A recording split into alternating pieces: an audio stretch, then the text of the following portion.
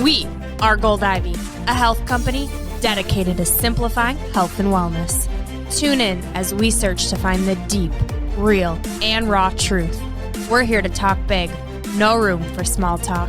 It is our mission to inspire, seek growth, simplify the action steps, and build confidence. You decide what works for your daily life and how to transform our lessons into your gold. Are you ready to step into your power? Now is the time. Join us on the fearless pursuit of self-discovery and growth. This is Ivy Unleashed, a Gold Ivy production.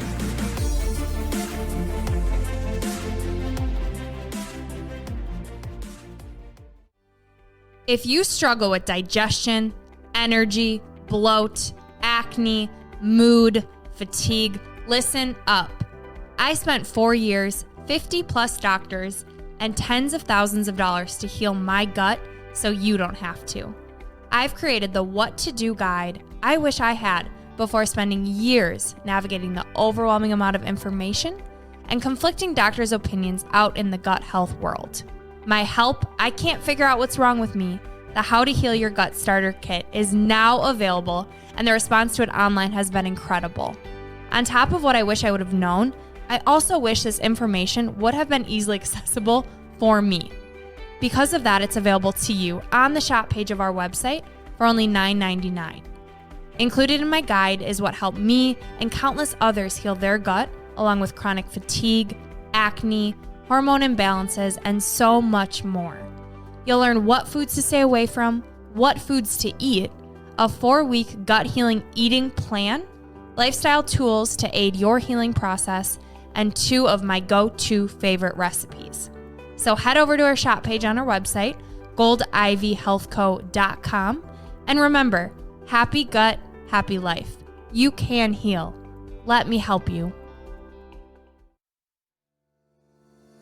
Welcome back to Ivy Unleashed. Thank you so much for tuning in today. We have a wonderful episode today with guest Rich Worcester. He is just full of light and joy and also suffers from chronic pain and has a few autoimmune disorders, including ulcerative colitis and ankylosing spondylitis. So he's going to talk through all that he experiences, all the side effects that he experiences, but also just his mindset day to day that we can all learn from and be inspired by. Rich is a health coach and gym owner in Florida who went from being told he wouldn't be able to walk to the top 0.5% of the fittest men in the CrossFit world. So we are so happy that you tuned in to get some inspiration from Rich. He has a wonderful story. He has so many tips for us, and we're so thankful that he joined us today on Ivy Unleashed.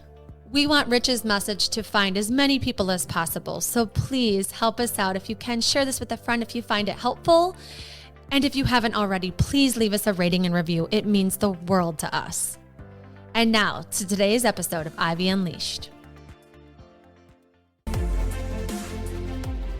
Thank you so much for being here today. Welcome to Ivy Unleashed, Rich Worcester. Hi, how are you two today?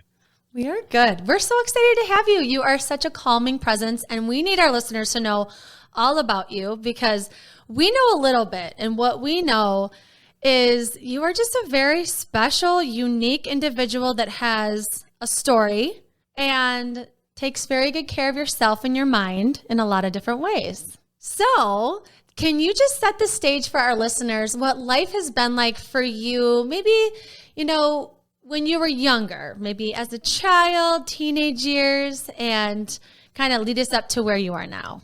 Absolutely. And thank you very much for having me. I'm super grateful and excited to be here. So thank you. My childhood was pretty amazing, and I think actually prepped me for the stepping stones for where I am now. My parents were very great, and they helped me introduce me to books and learning things, which I might not have liked right away, but it got to later, which helped. And they sent me to like leadership camps and stuff like that. So just always learning how to kind of frame myself as a 10 moving forward in life, which has been very helpful. And then as far as my aspirations, before I had deleted social media, which I've been social media clean for I think over 2 years now, maybe 3 years, I looked at social media and I saw a picture of, I think it was first grade. They asked everyone what they wanted to be in life, and mine said, I wanted to be the best athlete in the world. And so I kept trying to do that from first grade on to now, and I've had a lot of bumps, a lot of hiccups, a lot of pauses, a lot of maybes, maybe nots. So as far as my athletic journey goes, I skipped kind of the college phase due to injuries, which I'll circle back to in just a moment. And that led me to my CrossFit career and my grid career, which has been a tremendous amount of fun. Fun fact, my wife and I also own and operate a couple of CrossFit gyms as well. So shout out CrossFit Militia. And we just recently sold CrossFit Lighthouse Point. And so my wife was very competitive as well as myself. And so it was actually first introduced to me by one of my best friends. She was my she was my groomsman and Rachel's and mine wedding, so she's very important to me. And she calls me up and she tried to get me into CrossFit all throughout college, and I just wasn't going for it. Finally, a couple of years later, she goes, you know what, turn on ESPN. Let me know what you think. I turn it on. It's 2011. CrossFit games are on. Shirtless dudes are on the TV doing amazing things. I'm like, I want to go there. They look amazing. That looks fun. This is the most athletic thing I've ever seen in my life. And so the kind of was just hooked after that. Signed up for the closest gym I knew up in Tallahassee, and then tried what was called the Open every year since. So the first year I joined the Open, 500,000 athletes from across the world competed to make the top 40 spots to the games. So since 2011, I've been in the top 3%, working my way down slowly to the top 0.5% fittest men in the world, which has been a very fun ride with lots of competitions in between. And then that also led me to the sport of grid, which I owned and operated a team with my old business partner, who we had an app together. By the way, I had an app with my buddy. Wow. ProFit RX. And so what we did there was we took athletes in crowdfunding. So in any type of competition someone wanted to set up, they could challenge their friends, select the amount, friendly versus money, make it open to the world, closed to them. And that's kind of how we stayed competing with people not in your area, just to make yourself better, so you're not just competing against yourself, you're competing against better who are not necessarily around you local. Can you explain what grid is, though? Yes. Okay. So getting into that, my wife was also on the team as well. And so I owned it with my buddy, I coached it, and I starred in it. And Grid is just 18 amazing athletes, 9 men, 9 women. And it ranges from doing backflips on the rings, front flips on the rings. You've taken a pull-up bar, you're going all the way up, all the way down. You're doing backflips, flips, pulling. You take 315 pounds, you put it over your head. So it's literally taking most advanced gymnastics, heavy weightlifting, all these crazy things that you can do with your body. Handstand walking with a 100-pound sled tied to your waist for 100-yard. What? And this was on national TV, right? Yeah. I have a recording of one of my races. I did the handstand walk with the sled, and then there was a fault, and so we had to rerun the race, and I had to do that No twice. way. Oh my gosh. Yes. We need to see this. I wonder, I'll try and get my hands on some footage for sure, because it's a lot of fun, a lot of screaming from people watching. It's a blast. Everyone was just trying to better themselves, better the team. So it was a very, very cool experience. So were you an athlete growing up, or how did you get to this point where you're top 1% of CrossFit? That's incredible. Thank you very much. Yes, definitely an athlete growing up, always active, grew up having ADD. My mom, bless her patience level, if I had to learn vocab or read, I can't sit still and read. It's the slowest form of learning. I have the biggest mental block with it. Actually, since we're kind of on this topic of the injuries, which maybe we should get to. But as considering sports, I played anything. I love anything. I still do. So anything with a ball, a body, a board, I'm just addicted to having fun and moving my body through space. Love it. Yeah. So tell us about the injuries, like what age you were, what kind of went down from there. So major injuries at 16, it was literally off of a jump. It was the only non-contact injury I had. And I remember it like it was yesterday. I jumped up to catch a touchdown and I heard a gunshot come from my knee. And I was like, oh, that was very distinct. So when I land, I very specifically landed on my left leg and I was like, something's different. I'm going to try and take a step with my right leg, and then just absolutely collapsed to the floor. And I was like, I have no control over my right leg. So I drove myself home, which is very challenging because I'm a righty. And then made it home, made the appointment, and then found out tore ACL, meniscus, lateral meniscus, all the cartilage, the tendons. And at that point, for that one specifically, since I was 16, they didn't want to do surgery on my knee. And so I wasn't going to be able to walk until the age of 26. So that one I was told I was not going to be able to walk until after surgery, just wasn't going to be possible. And they wanted to wait till I was 26 so that the growth plates would be closed and I wouldn't have a leg discrepancy for the rest of my life, if that makes sense. So 10 years of not being able to walk. Correct. Did that happen? That did not happen. Although that was lovely advice, it was not necessarily what I wanted for myself. And so I very purposefully chose crutches just to kind of give myself almost not as dramatic as the naval captain who burned all of his ships so they could go to war. I just did crutches so I would never have to rely, fall, get comfortable with easy. So, okay, I'm going to walk. Might as well keep my one leg active. Might as well keep my upper body active. I'm going to keep moving. And then I just remember sitting in class for weeks, staring at my leg, trying to lift it, trying to lift it, trying to lift it. Nothing's happening. And then finally I could lift it. Now I'm sitting in English class. Sorry, teacher in high school. I apologize. Just trying to lift my leg a little bit, lift a little bit. No weights on, just a shoe. And then all of a sudden, 9 months later, I could put a little bit of pressure on my leg while walking. Okay, I'm at about 1% of my body weight. Worked it up to 2%. Finally got up to walking. And then after that, I worked my way up to running. And then a doctor wouldn't sign me for football.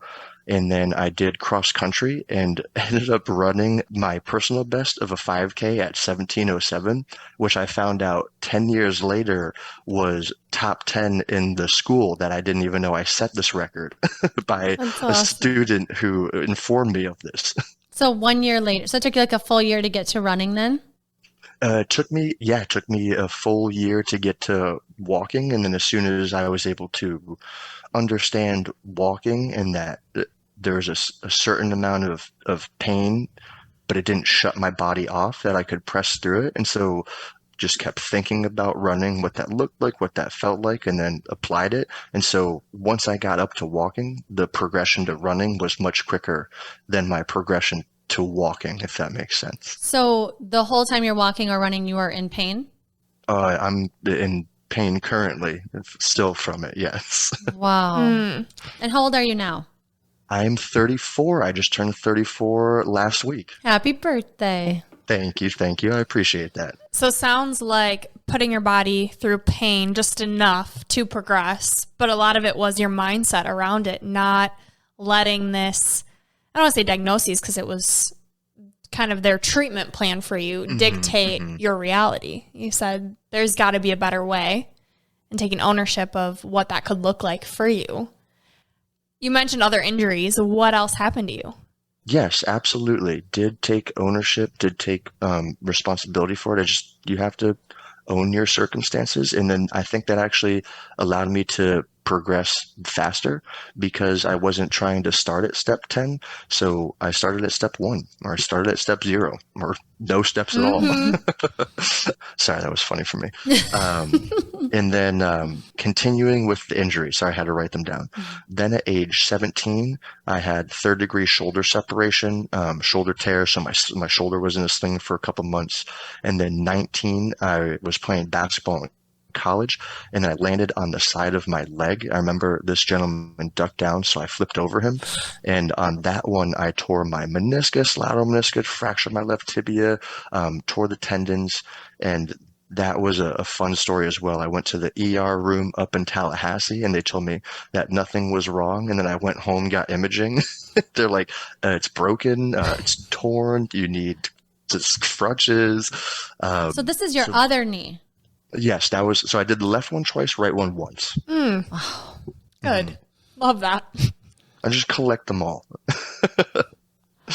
And then after that, my 30th birthday, I did a tear on the top and the bottom of my right shoulder. And this one's neat because I think it's fascinating what the human body can do. But my muscle was, the tendon was attached to my bone, and it actually pulled the bone chip off. And so my bone broke in half because a muscle pulled it, which hurt, but I thought was also kind of fascinating. So looking for the positive in that side, I was like, wow, I learned something new the body can do. And so that took quite a while to get, and I actually still feel that one very much. And then another really big one when I was 31, blew out my back, but this one was more serious than any others. And then this one will lead into what will make a little bit more sense in the future.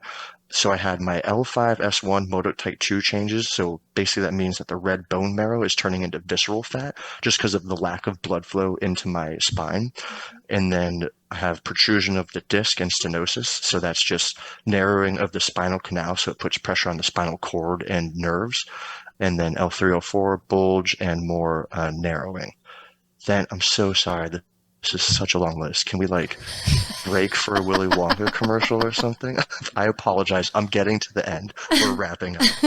And then when I was 33, first workout back to CrossFit from the back injury from 2019. And I'm like, yeah, I'm going to do my first workout.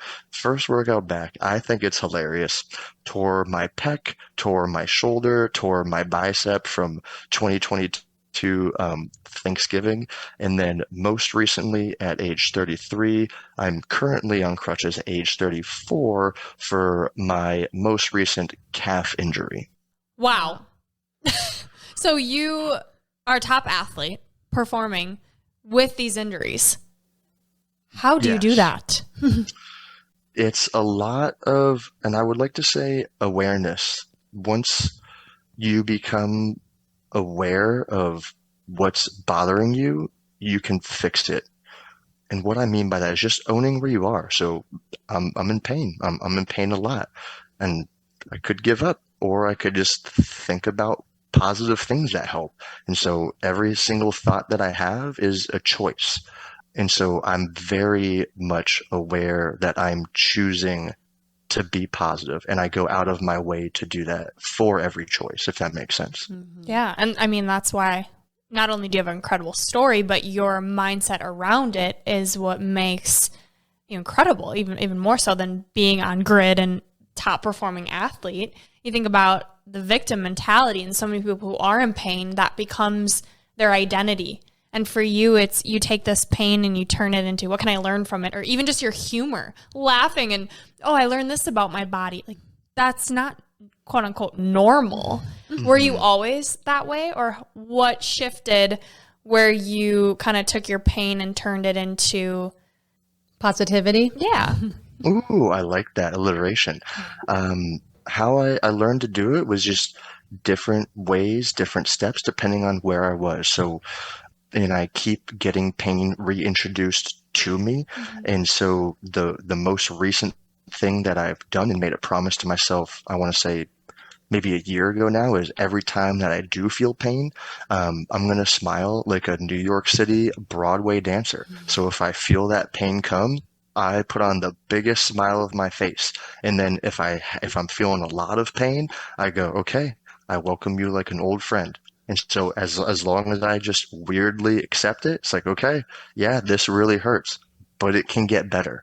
And then I'll do anything and everything to make it better. But the one thing that I would say helped the most was just smiling when it hurts the most.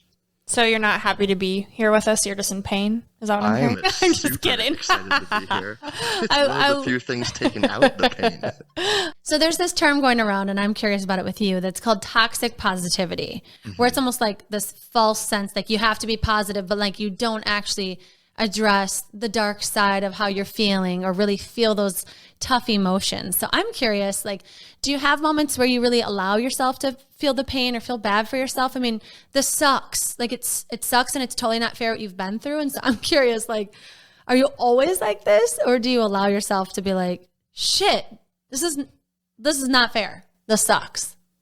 Those moments come, and they come when I'm alone and I talk myself out of them, because it can amplify it 100 times worse. So if you're working out and it's hot and you're just going, it's hot, all you're going to know that it is hot, and it's going to be hotter each time you think about it, and it just escalates and escalates till it explodes. And then that makes you crazy, bitter, say something you didn't want to do something you didn't want to do, injure yourself further. All of these things that probably resonate with people. So they do happen, but I get to choose what I compare it to. So why should I choose to perfection when now I can't achieve that? So the next thing that I do is my next best option.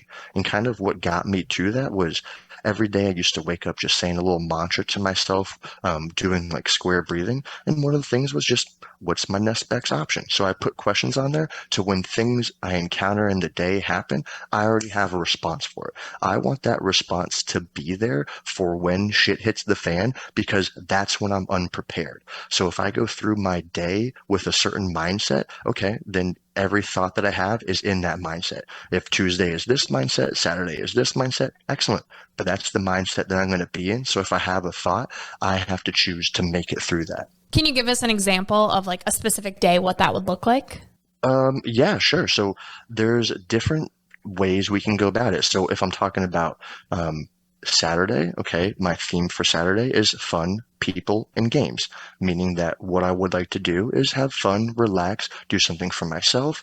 People, meaning I want to see people. Okay, I want to see someone other than my family member, someone in a social network.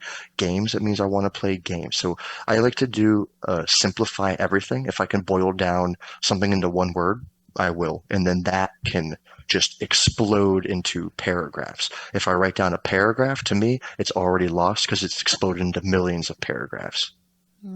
So what would a word be then? Like you're saying, games, friends. Yeah. Okay. Wife, recover, animals. Then I do sentences to like, so, okay, I'm going to bring my happy self to my wife. So I'll have things like that of how to bring myself to people. Okay. So it's like the intention paired with the action. Are you familiar with Joe Dispenza's work? No, please enlighten me. Oh, it's literally you. So long story short, you need to look him up because I'm getting a lot of similarities between you two, but he does a lot of like neuroplasticity and neurolinguistics, and he was hit by a car when he was biking, and he was told he would never walk again, and his spine was shattered, and he basically healed himself through mindset work and telling himself and like visualizing himself healing one vertebra at a time. He holds these seminars where he helps people who are blind see again, people with MS, like fascinating stuff, all because of like the mind and the power behind it. So yeah, you need to look him up. You would love his stuff. That is so fascinating. And I have looked into some stuff like that before. I read that someone was in a wheelchair and they were able to grow 6% of their muscle mass by thinking of exercise. Yeah. And his whole thing is like, you set an intention, you believe it, and then that's where you put your energy behind. And so getting specific. So that's why I was like saying that the intention with the action is what he speaks. And he does all different guided meditations. And that's the thing, is what you focus on grows. So a lot of what you're saying, I'm like, Dr. Joe Dispenza. That makes I'm a huge believer in whether you think you can or you think you can't, you are absolutely right. Yep. I am not going to tell you different because you're correct. Well, and, thinking about your timeline, this is almost 2 decades of this type of mindset work that you've done. And you're a health coach, so you have that kind of motivational training in your back pocket.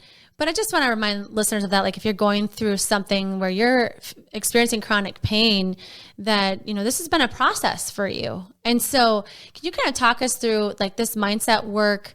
Has it always like came easy for you to like choose this stance and like be this positive, or has it been kind of a journey through the last, 18 years?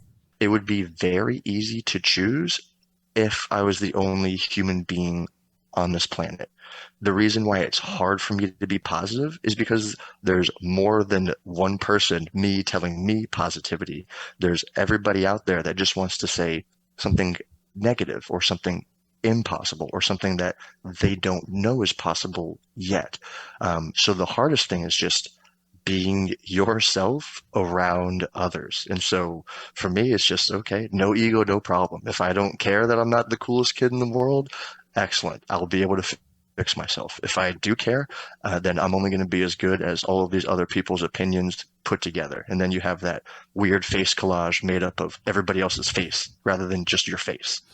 So you're saying being your own person, having your own opinion, believing what you believe and not putting others' beliefs on you? Mm-hmm. I believe that we all have to choose, and everything that we do is our own choice, and we're suffering or thriving from our own decisions. And so my injuries, I chose to get them, and I own that, and that is 100% okay. And since I made the choice to do that, okay, now I have to make the choice to better it, and I have to keep choosing that every single day. So yes, injuries, but you've also had your fair share of now autoimmune and different health conditions. And so I'm curious how that happened. Like, take listeners back to how, these injuries then turned into arthritis and ulcerative colitis and kind of these autoimmune. Like, take us through that journey. Of course, of course. So when I was 25 or 26 is when I first got diagnosed with ulcerative colitis.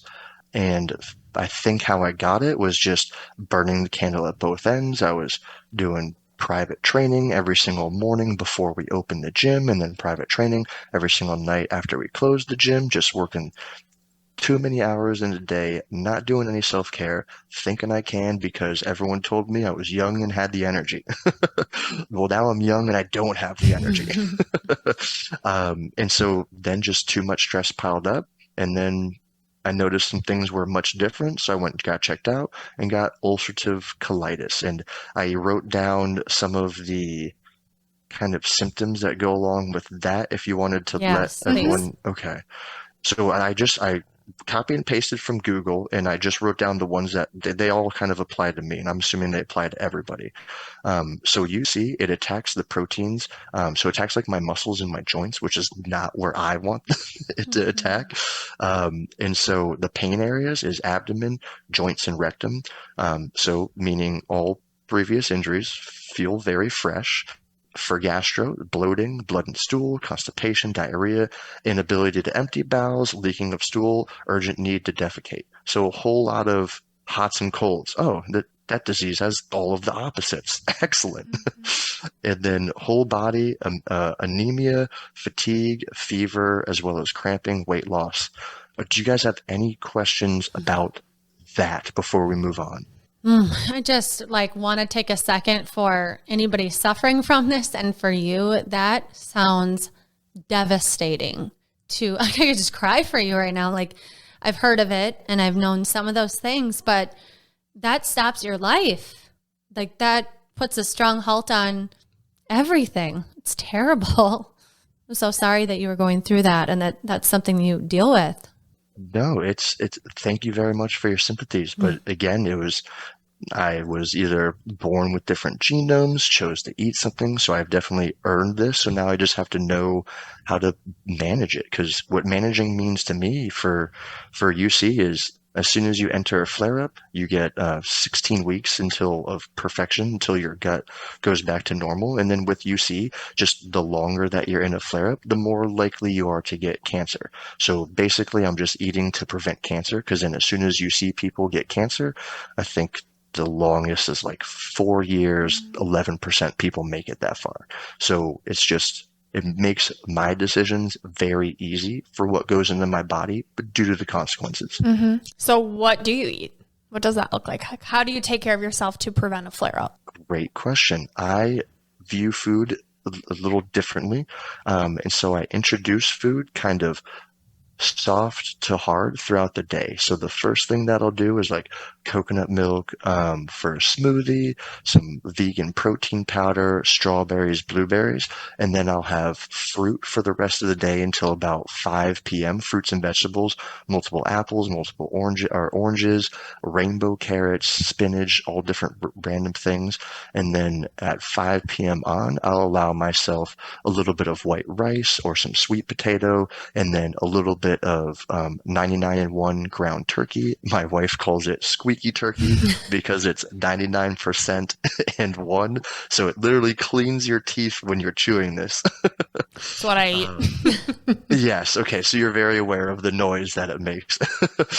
So it's just interesting. So I don't put salt and pepper on my foods. I don't put spices because I have a sensey tummy. And so I have to respect that about myself. So do you eat like that even when you don't have a flare-up? That's kind of like your diet, standard diet all the time.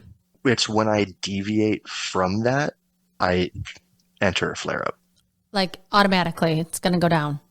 It takes very little time to enter. What do you do when you travel? That's a lot of planning. And it's tough too because traveling. So for instance, I take medical marijuana for my ulcerative colitis. I have tried 3 medications before. None of them worked. They even took other medications to add on to kind of boost the one. Then finally they gave me oral chemo, but they didn't tell me that's what it was. And so after I took it, my wife's just like, what in the heck is wrong with you? My teeth turned smoker gray. Like I smoked 2 packs of cigarettes every day for my entire life. I had 103-degree fever twice a day, every day. It was just literally killing me. Since the colon was the last thing, I had to kill everything on the way down to get to it. And so it was just terrible. And I was like, okay, not doing medications, that was a hard route too, because the medications didn't work. And then not taking medications isn't a good thing. So I finally found medical marijuana to help with inflammation and pain. And so if I keep my inflammation at bay and I eat perfectly, I can manage my life. How was it accepting this identity that you no longer have a choice of what to eat or to have like freedom with food? I specifically don't choose to look at it like that. I specifically just go, this is my menu that exists. And accepting anything outside of that is a wishful thought and not a fact. And if I start wishful thinking, then I'm going to be really negative. Is that why you got off social media? Like, did that play into like comparing or seeing other people's lifestyles? Is that what affected your choice to get off there, or what was your main reason for that? That's a great call. I just wanted more time with my wife, wanted more time for myself, wanted more time in general, just kind of needed a pause from all of the negativity that already exists out there. And then after doing it, I realized I'm completely okay with it because everyone wants to tell you what you miss out anyway, so it's perfect. And what I got back is time. And I realized, oh, wow, when you like look at your phone's thing, you're like, oh, wow, you spend 5.5 hours a day looking at social media. It's like, well, I now spend 5.5 hours a day putting back into my body. So I've got the gift of time that I've used it all for myself. And we know you use some of that time for some high-end bubble baths. Rich was telling us about his self-care routine. So yes. I'm curious, and I'm sure the listeners are too, other than food, what does taking care of you look like in managing your UC? And actually, even before we do that, Andrea, how did you think it came across when I told my exploits of my bubble bath? So Rich and I are on the same team for our corporate job, and he's one of the only males on that team.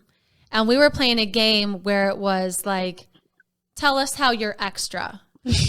And I don't even think he rolled that, and he like raised his hand. Basically, it was like, I think that number was meant for me because I'm probably the most extra person here. And we were like, what? How?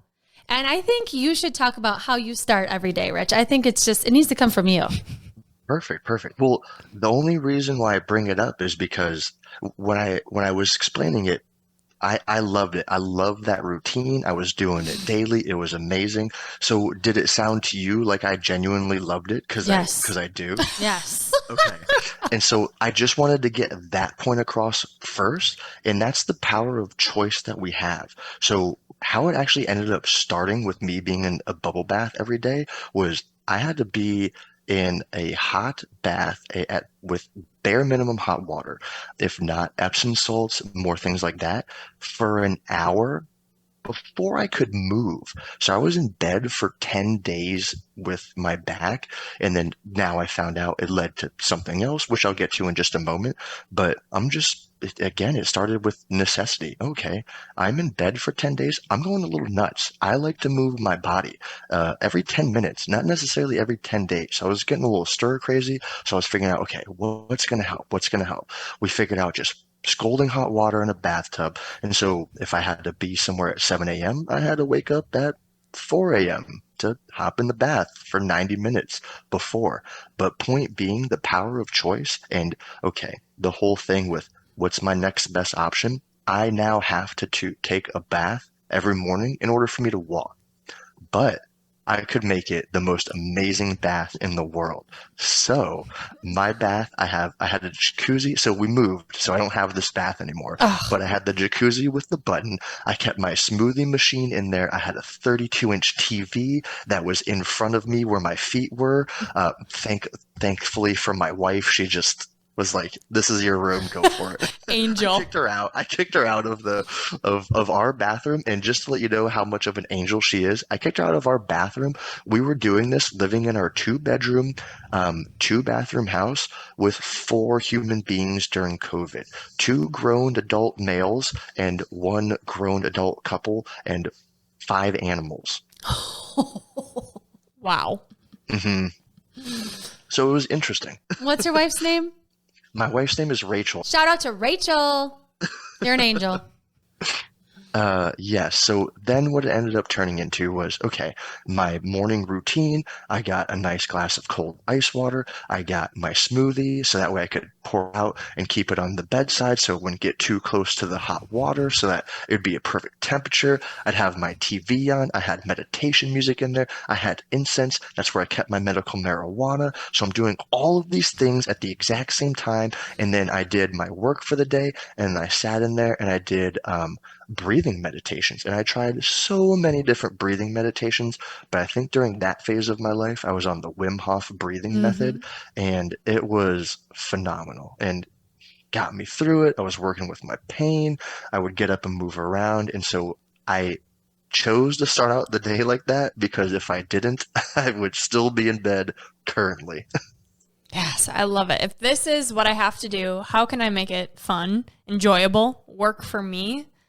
And also not feel bad about it. Yeah. Right? Like you have other people living there and you have to prioritize your health and well-being. And that's challenging for people. So how has that been kind of prioritizing your needs when they're so different than everybody else's? It was very challenging for me on a personal reason because a lot of people don't know any of this stuff about me just because, like you said, with, toxic positivity, I just don't say it, not because I'm embarrassed, not because I don't like talking about it. I'm completely very open with talking about it. But I just don't want to put negativity in the world and then make people more negative or think that I'm incapable when I'm very physically capable, so I don't want to also give off wrong messages. But I would say that to answer the question, very hard to do with other people. It's even very hard to do with, my own wife and my own self because it's like, oh, I'm in so much pain, but I'm also so angry right now that it's like I don't just want to go, hey, time out. I'm in pain. Can we pause life for a minute? Because sometimes we can't pause life. So we've worked on catchphrases and little things, but I've also become better about just owning it, just being like, you know what? I was a real dirtbag. I'm super sorry. I feel better. I smoked some medical marijuana. The thorn is out of my paw. I can continue. So again, it all goes back to I could blame it on others for me feeling uncomfortable, or I could own it and go, oh, I was a jackass. I shouldn't have been a jackass, and I super duper take it back. I'm course correcting. There's just a lot of owning it and course correcting if I personally want to get better. So you just have these high expectations of yourself. Like, I can be crabby in my mind, but it's not fair to be a jerk to anybody else, is kind of what I'm hearing. And not even high expectations, just no limits, just whatever I can think of that I think I can do realistically is I'll try for. It's just so interesting how your mind works, right? I mean, not being pissed about your circumstances, not playing the victim card, not placing the blame on anybody. You've even said like, I like made myself injured where like, I'm sure these are like accidents, right? And so does that help you to be like, I did this, so I'm going to do something about it? Like, does that help you to feel like it was your fault that you brought on UC or you brought on these injuries? I was thinking about how to weirdly explain a fact this weekend, and so I'm going to try my best. It's terrible, but I wonder if this makes any sense to you. Okay, so for the power of choice, facts are facts. We can all view the same thing completely differently and all be completely correct. So if we can choose, why not choose the best option for ourselves? So my point being is, fire is a fact. Fire has not changed from 10,000 BC all the way up until today, yet all of us have a different point of view of it and what it is. It could be food, could be heat, could be light, could be used to ignite. It can make things smell good, can make things smell bad. It can be used to destroy, it can be used to build, it can be used to leave a permanent mark or to erase a permanent mark. So depending on who you are, where you were in life, where you were in history, it could mean a whole bunch of different things to you, but you got to choose what it meant to you by doing the act. And so it's happened. It was a fact. And same thing with the rain. A rain can be on a parade. Some people love it. Some people hate it, but you can choose your attitude towards it. Mm-hmm.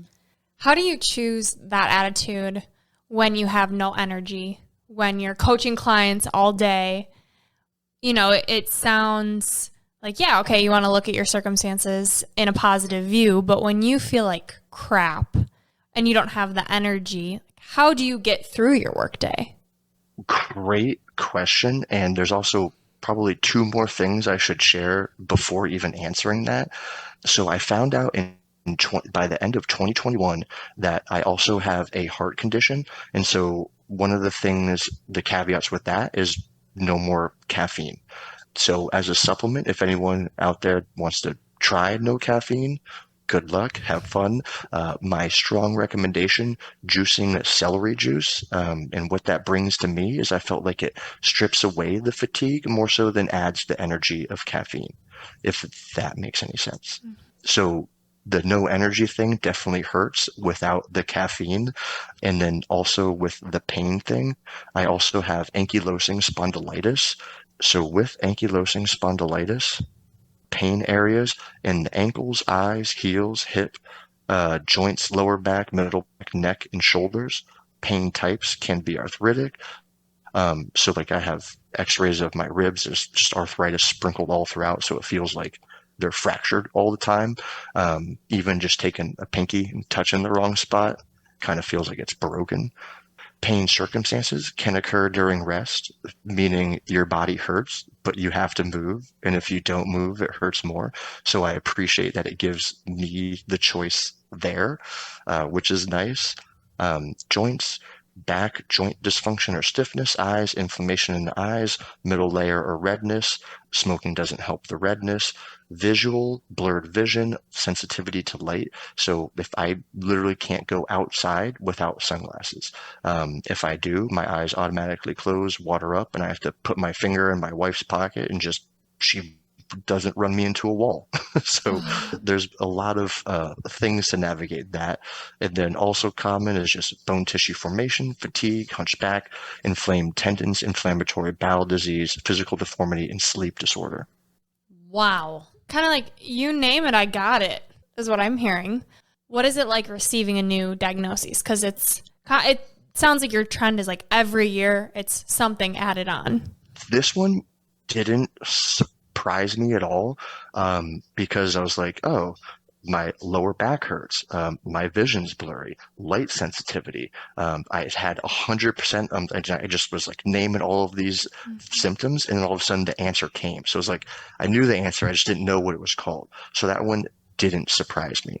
UC, however, totally took me by surprise, and I was like, okay, I have to relearn life. And that's, I think, what's the most challenging part. You have to find out, if I don't know what your story is, and maybe you have something similar, but I had to strip food. So I didn't eat for a week, and then I would only eat one food group for a week, and then eat something new for a week. And then you just have to test life. And when you're testing life, I just choose to play with it and have fun with it. So if I'm in a circumstance, I'm going to make a bubble bath out of it and throw around confetti like it's fun, rather than just having to go through it or choosing to go through it, if that makes sense.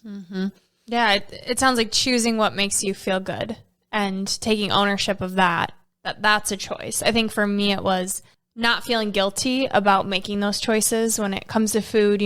For the longest time, I didn't want to be a burden to those around me. I didn't want to ask for help. I didn't want to be, quote unquote, that girl who asked for certain things on the menu or had to go home at a certain time.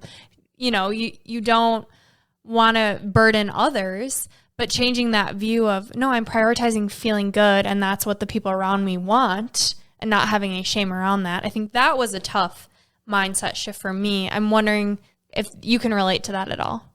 100%. And it ruins a lot more things that you're very aware of. That's very challenging. Whenever we have a social event, we always want to break bread. We want to do it around food. I can't. So I either don't do the social thing, or sometimes I can't order something different or picky off the menu. So it's like, oh, hey, do you want to come over for dinner? I can't. I don't want to. It's going to hurt me. So it's very challenging what it does to your social life. And so for me, it's definitely made it smaller. But I have the people that is going, okay, hey, like, I thank you for asking me to lunch. I don't do that. I can't do that, but I would like to hang out. Would it be weird if I went and didn't eat? Would you like to do this? Would you like to do that? And just kind of just being completely open with it, that has helped tremendously. And then that also allows me to know who I should let stay in my life and who I don't need to make a second reservation with. I love that. So it sounds like you figured out who your close friends are and people that can accommodate your life, or like be comfortable with the choices you make. What's it like owning a gym? I know you've told us that not a lot of people even know your circumstances. What is that like, living your life around people that have no clue what's going on with you? I would say it definitely has its hard moments and its fun moments. So its hard moments would be if people don't know and I don't need to bring it to their attention. And my reasoning behind that would be just not bringing negativity to a situation where if someone's exercising and I'm coaching them, they don't need to know about my pain levels. That is not going to help their workout. That's not going to help their exercise. If I start talking about my problems, am I now getting into their head before they go into a workout? They're here for 1 hour of the day. I do not want to set up their mind frame like that. And that goes along with just a lot of interaction. So unless it comes up, I really don't see a reason to, I guess I would say it would be pulling the victim card, but I don't see it as you understand what I'm trying to say. So you don't need the sympathy. Like, you're not looking for the sympathy. You don't need it. You're sounds like you're in a place where let's focus on what we're actually doing here and not my needs or what I'm going through. Yeah, and you almost have to, because you're always going to want sympathy. But the thing is that's also not fair to the other person, because they don't know how much pain you're in. Some people have only experienced stubbing their toe as the worst pain in the world, and awesome for them, but that's all that they can handle. So it's not fair for me to go, oh, remember when you stubbed your toe? Imagine it's like that all the time. It's like, well, I can't remember that. But the more self-aware you become, the more you can grow. So if you police yourself, you allow others to become better. So I'm all about policing myself. So to allow other people to become better, people can be inward. I don't let that affect me. If I expect someone to police me, now I'm asking for them to do a job that they never asked for. So it's always on me to make sure, okay, I'm feeling pain. I had the choice to take care of this. I had the choice to do something about it. And so if I didn't make those decisions, the pain is coming out. I don't want to take that out on the person in front of me because they didn't do anything to bring that out. But they will be the full recipient of it if I don't take care of myself. Kind of what I'm hearing is like, it's not their problem. And so I'm not putting it on them. Absolutely. Again, taking ownership. And we all have our own problems, and there for us. We don't need to give, in my opinion, other people our problems because they're not going to fix it for you anyway. Do you ever feel lonely? Absolutely. And that is a great, great question because there's not a lot of people out there that would understand that I have come across. And it's a human need to feel seen and heard. And so I'm just curious how that works, not telling people. I mean, your closest people know, really walking through life, going through something at all times with people interacting with you that have no clue. Trying to imagine being you. I feel like I'd have to be like, just so you know, I have a terrible backache. Like, I don't want to talk small talk. I have no capacity. Well, I Please think you talk don't to me. know until you're in it. Yeah. Like, you don't know how you would choose. Just, I'm sure, like, your 19-year-old self would have no idea. You would have viewed this completely different, but now you're walking through it and you're adjusting as you go. I'm sure, too, like, your first injury or a year ago, you were a completely different person than who you are now. 100%. So if someone's listening right now that's been going through a lot physically and they're just kind of starting this journey of navigating life with UC or chronic back pain, like what would you say to them starting out on this journey? With any disease, you have to find out what your wants are and then figure out how to get that with your circumstances. Find out what the disease or your circumstances are affecting you in kind of like a negative way. So I like to focus on 3 things that I think are weaknesses or it's affecting me in a negative way, and really focus on kind of trimming the fat, and my strengths will be strengths. But as long as I keep the difficulties and keep adjusting them. And the other thing too is keep checking in with yourself, because like you mentioned, we grow. I'm a completely different person this year from last year, and I'm going to hopefully be an improved person next year compared to today. Start from zero. You can share it with other people. The thing that I will say that sharing with other people is they hear you, and that's nice.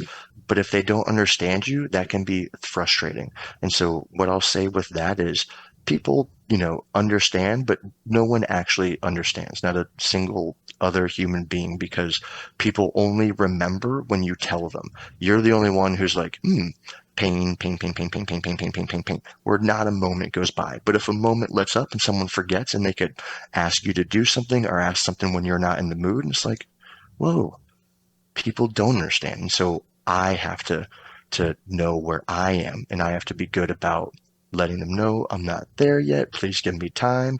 And again, then that works with you and the relationship with the other person, because hopefully they're going to understand that you're not just trying to be lazy. You're like, wow, you have 2 autoimmune diseases that make you want to take a nap. Maybe you should just sit down for 5 minutes. So just own where you are and get better. You can get better tomorrow. I mean, these are 2, unfortunately, lifetime diseases that won't ever go away. Can't change them with surgery. And so I'm still getting better every day. What are some of those practices you have of getting better? I know you do a lot of personal development and have over the years. What are some of those practices right now that you do? Organizing my thoughts, like I mentioned earlier too, before you get into the situation helps. I had a whole bunch of tips and tricks and all these things that I used to do, and I forgot all the steps along the way. But knowing how you're going to handle something before you handle it really preps you for it. And so what I mean by that is I have a list. I'm looking over at my whiteboard right now, and I have a list of quotes, and it kind of goes with how you go through life. So my first quote is just choose my perspective. Do you guys mind if I read the quote? Please do. We love quotes. Okay. Choose my perspective. So in choosing my perspective, the nature of the rain is the same, but it makes thorns grow in the marshes and flowers in the gardens. Perspective. So that to me is huge. Facts happen. How are you going to handle it? You can handle it however you choose. And then, so that tells me how facts happen. Then, if I want to conquer my fears, because fears hold me back from an extreme amount of things, trying, becoming better, just getting over an injury is very scary in itself. You have a lot of physical pain at first, and then if you go to take your first step, you have a lot of mental pain, and the mental side lasts years longer than the physical side. And so, to conquer my fear, that's the thing about fear. Death will kill you once, but fear will kill you over and over and over again if you let it. That's powerful. And I love accomplishing or tackling my fear because I have a tremendous amount of them. Pretty much scared of everything. So anytime I do something, I'm like, oh gosh, it's so awesome. What? See, to me, if I could describe you in one word, I'd be a lot of them, but one would definitely be fearless. I feel like you've faced adversity in so many different ways from what I see, my perspective, confidence and in your abilities to stand up to whatever monster gets in your path. Like ulcerative colitis is, to me, a very scary thing, right? And you're just standing up to it like, I got this. I feel like you're fearless. I very much appreciate that. And I would have to say it goes to confidence more than fearless. Yeah, absolutely. I'm scared shitless of a lot of things, but my confidence in myself to overcome them is stronger. How do you build your confidence? Or how have you?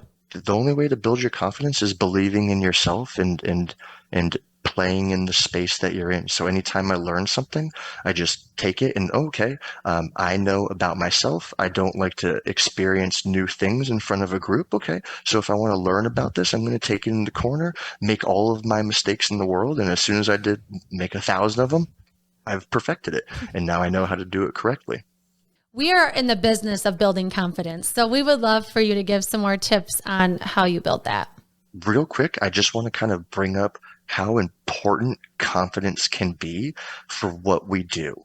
I was reading this book called The Confidence Code. I'm not done with it yet, but the background of this preliminary story is just that women are less confident than men.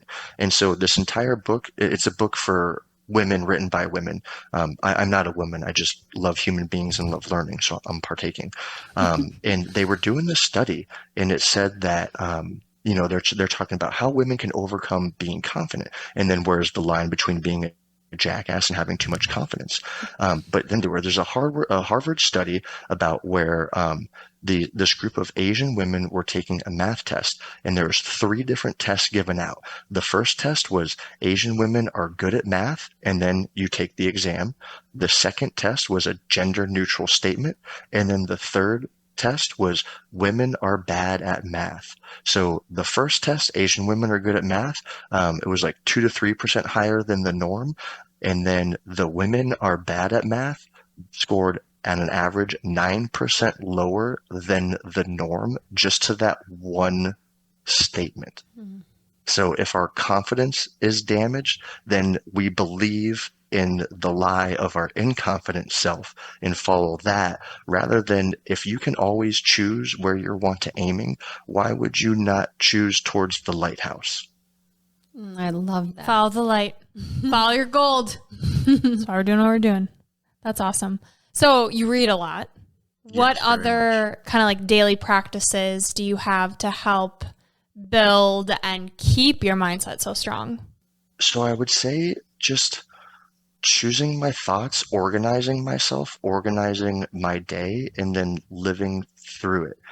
So have you ever heard of the Franklin Day Planner? No, please tell. So I kind of made my own spin-off of it, but what organizes my entire life is this whiteboard, this 70-something inch whiteboard that I'm staring at in front of me.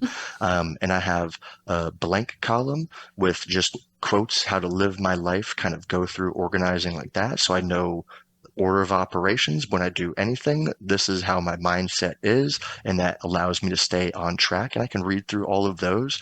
But then I have an A, a B, and a C column. C is all of my daily chores. Okay, so I have on there in the first circle, since it's daily, read a book for 20 minutes. Okay, listen to an audiobook for 20 minutes. So I get reading on both sides, clean the house for 20 minutes. Right now, I'm a little bit behind, so I have do taxes for 20 minutes. And then it's literally just do something that I don't want to do for 20 minutes. That's just day of. And then I have all of my daily tasks that I have to do. And then I have tasks that I have dates to. And then I have mindsets that I choose to go through things. And you have to organize these to how you want to live very specifically. And everyone is different. And I strongly encourage that we just create our own. And once we create our own, you can just keep making it better. Okay, what's my next best option? What's my next best option? What's my next best option? And as long as you keep that, you're going to keep creating it. Then once you start to create it, you can always make your situation better as long as you're sitting in it. I love that. It's kind of like getting organized and starting with a simple like template and then tweaking it to work for you. I think so many people, myself included, like we have to have the perfect thing, the perfect planner, the perfect organization, the perfect whatever it may be. And that keeps us from actually starting. When just keep it simple, find something that you can tweak and just start knowing that it's going to evolve as you grow and evolve. Mm-hmm. Absolutely. And the only reason why I've built into this is because I have been, analysis paralysis. As soon as you start overthinking, you get more stressed out, then you get anxiety because you're not there yet. And then it just totally, and to me, that's me setting myself up for failure. So I choose not to do that. Sounds like you're really good at being in the moment with that anxiety. And you mentioned meditation earlier with your bubble bath. Is that a practice that you have daily is meditation? Yeah, absolutely.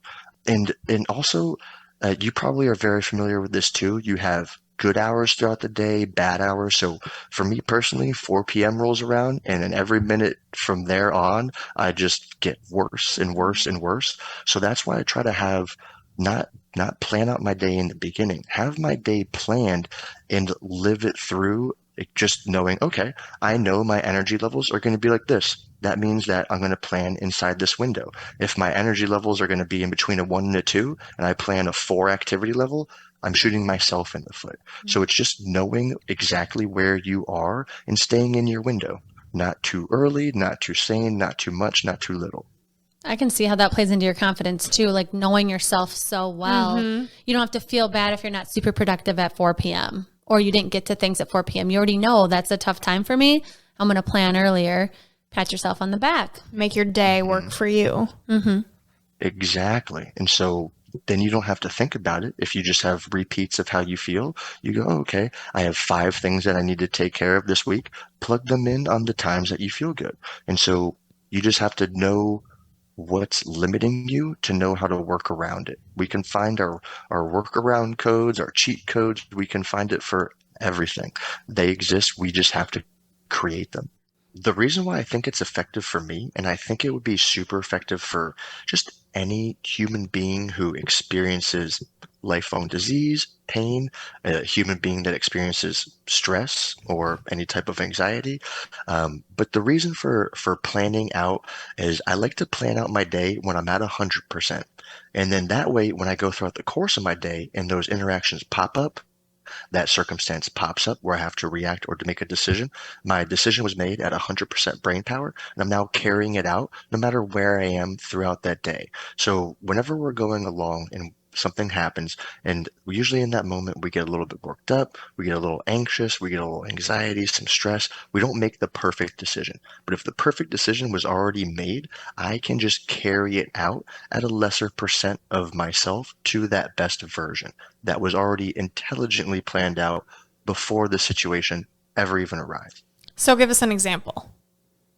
An example would be, okay, so set your mind for something. So for instance, if I have pain, I already know as soon as I stub my toe, as soon as I do something, I'm going to put the biggest smile on my face, and that's going to help me get over that in the moment. Now you can take that and you can apply it to anything. Okay, you want to be kinder. As soon as you get that anger, oh, F you in your mind, oh, pause, I feel it, I want to be kinder. Excellent. Saying okay is definitely better than saying F you. Just plan out the pain points before you get there so you handle them with as much class as you want to handle it. Love that. A year from now, where do you want to be? What do you want yourself to look like in all areas of life? So a year from now, basically, what do I want to know? I believe there's a different mindset in the classroom between a teacher and the student. So I'd very much like to grow my mind, awareness, and eventually career. So I'm trying to learn what that side of it looks like. So career-wise, hopefully advance there. Career-wise, hopefully do obviously something with the gym to be announced. Also, personal-wise, I just found this out. They changed the age bracket of the Masters, so my birthday actually falls into the category where I might be able to compete as a Masters next year. So I don't know if that's on the menu or not. Just something spinning around a little bit. That's exciting. Yes, yes. Other personal, I have a bunch of goals that might not be ready for the world just yet. Between my wife and I, we're not pregnant or have a baby or anything like that. I don't want to get false hope, but we have things coming up that we're planning on as well. So I have a lot of things coming up that I'm excited for. That's awesome. I know a lot of people listening do have chronic health issues, do resonate a lot with me and now you, Rich. And so for anyone who needs some inspiration, has questions, wants to reach out, how can people get in contact with you? I love it. Yes. So thank you. The whole reason why I think we tell our stories is so that we can share our experiences. So I would love nothing more than to answer anything, shoot back and forth, talk. My email is Rich Worcester. Please let me spell that for you. RICHWORCESTER@gmail.com. And we'll share that in our blog, in our show notes, so that everybody can refer back to that. And now, Rich, it's time for your 3 gold stars, which are your 3 big takeaways for our listeners. Excellent. Okay. I guess takeaway 1 would be learn what you want often, and because it changes more often than we check it. So learn what you want, check it, re-aim. Learn what you want, check it, re-aim. Number 2, every choice that you make is yours, which is scary and amazing. And number 3, you can improve anything at any point in time as long as it's about you. Wow, those are so powerful. I just have to say, you are such a gift. Like everything you're saying is, I know it's who you are and it's your life and this is you living it and it's just normal to you. But it is so not normal to have this mindset. You've clearly done a ton of work and, probably have a really great support system too that's, got your back and has helped you. But I'm just so happy that you're ready and willing to share your story with our listeners because it's so powerful. And I'm excited to hear even more from you. So we're going to get into Unleashing Ivy. So these are our surprise questions for you. Are you ready? Absolutely. All right. My question, one thing you do every day that makes you feel better and not a bubble bath.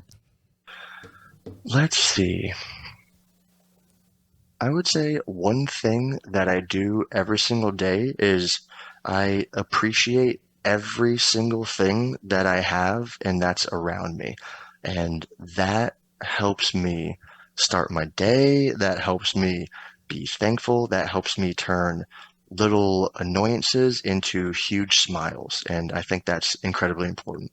And you elevate the people around you by doing that. And then that energy is contagious. So it's super contagious, especially on our team. Mm-hmm. Your vibe raises all of our vibes. Thank you. I call it the greeting dog effect.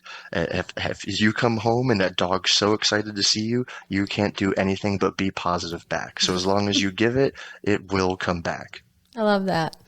My question is about CrossFit and Grid. I'm curious about a story where you had to physically dig deep, like a story that you'd like to share about that experience. A story where I had to dig deep. Okay. Well, then I mentioned earlier with the handstand sled. So there's about 12 races in grid. And so this one race, there's 4 quadrants. And so basically picture a start line and a finish line and 4 little marks in between. And so the first about 20-foot mark or so, we had to do like 30 handstand walks, back and forth to start it. Then on the second one, we had to put a med ball in between the legs to go back and forth with a medicine ball. And then the last one was the sled. And so we had done that race. I started off, I don't know how many handstand walks I did in that first quadrant. Don't know how many medicine ball handstand walks I did in the second quadrant.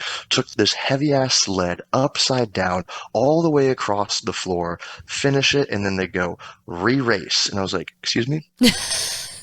First place. This team. What do you mean re-race? He's still going. And they switched people. And so they used a fresh person for their race on the second race. And I did all the same work again in the first quadrant, all the same work again in the second quadrant. And luckily my team was just shouting, believing in me. And even more so, I went with aiming of victory. So whenever I do anything, maybe this quote will help us. When I choose to do anything, I plan for victory. If I succeed, I celebrate. If I fail, I recalibrate. And so when I was on that match, I was going, I'm doing this handstand walk. I'm going to go there faster. There was literally not even another option that I presented to myself. So I gave myself the best option and I went for it. And it got heavier each and everything. So imagine rubber flooring and this 100-pound, thing I'm dragging has rubber mats. So it's just more like nothing is moving at all. And I'm plowing rubber. My face was probably red, about to pop off. And I didn't eat the floor. So I have all of my teeth, but we won. And it was amazing. Oh, awesome. What a story. Just watching CrossFit and the way you push your body, it's amazing. And I'm excited for you to get back out there. You will. 100%. Yeah. Aiming for victory. I appreciate that. Yes. It's funny. I feel like athletes' mentality, like thinking about basketball or any sport, you have to have this tenacity about it and strategy and visualization and the mindset work. It's really powerful stuff. So I am not surprised that you won that. And I'm not surprised why you're so positive with the way that you view your circumstances. Yeah. It's refusing to stay stuck and recalibrating. I think that's so powerful. My last question here is, what is one thing you wish you would have known sooner? Oh man. You know what? I'm going to go with, I'm going to have to bring it back to awareness, self-awareness. If I was the most self-aware person when this first happened, I think I could have cut the steps in 100 times quicker just by me going through it. I had to go through it by myself. I had to go through it with my body. I had to go through it with my mind. I had to go through it against others. So it's just, if I just knew what I wanted from the beginning, it would have been much easier. So just know yourself to police yourself. Well, thank you so much, Rich. You are inspirational, motivational, gift, full of gold. We cannot wait to see where life takes you. And we are so blessed that our paths crossed, and we know they will cross again. So thank you for being you and for sharing. We leave our listeners with a piece of gold. So some more gold from you. Would you like to leave our listeners with your gold?